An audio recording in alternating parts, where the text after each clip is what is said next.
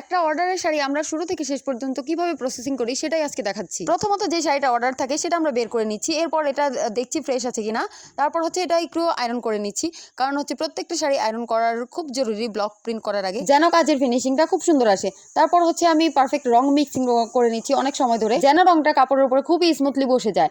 এই যে আমি হচ্ছে তারপর আঁচলের ডিজাইনটা ভেবে নিচ্ছি যে আমি আঁচলে কি কি কালার দিব আর কিভাবে ডিজাইনটা করব। যে কোনো শাড়ি প্রিন্ট করার ক্ষেত্রে কিন্তু ডিজাইনটা খুব বেশি ইম্পর্টেন্ট। সুন্দর ডিজাইন হলে আর হচ্ছে কালার কম্বিনেশন ঠিক থাকলে কাস্টমার কিন্তু এমনিতেই অনেক বেশি পছন্দ করে ফেলে। আর যদি কাস্টমার নিজেই ডিজাইন চয়েস করে দিয়ে থাকে যে আমাকে এই ডিজাইনের করে দিতে হবে, সেরকম কিন্তু আমরা করে দিই। এখানে আমার কাস্টমার আপু বলেছিল আপু আমাকে গ্রিনের ভিতরে একটা শাড়ি ডিজাইন করে দিবেন, তো আমি কিন্তু আমার ইচ্ছা মতোই এই শাড়িটা ডিজাইন করে দিয়েছি। আপু কিন্তু অনেক বেশি খুশি হয়েছে শাড়িটা হাতে পেয়ে। এটা যেহেতু একটা কাপলসের ছিল তাই এটার কিন্তু পাঞ্জাবি ডিজাইনও করতে হবে, তো আমি কিন্তু এভাবে পাঞ্জাবি ডিজাইনটা করে নিয়েছি আমার ইচ্ছা মতো।